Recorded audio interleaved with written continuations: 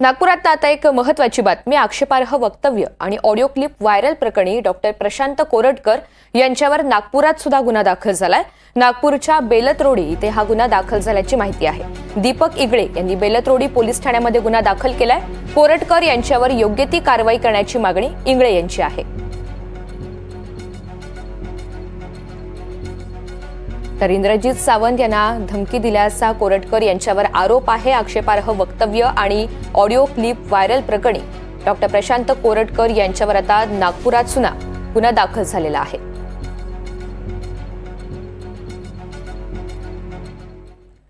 माणिकराव कोकाटे यांच्या सुनावणीबाबत आज निकाल येणं अपेक्षित आहे. 25 फेब्रुवारीला कोकाटे यांचे वकील आणि सरकारी वकिलांची बाजू ऐकून घेतल्यानंतर कोर्टानं निकाल राखून ठेवत 1 मार्च तारीख दिलेली होती. माणिकराव कोकाटे यांच्यावरील आमदार अपात्रतेची टांगती तलवार कायम आहे.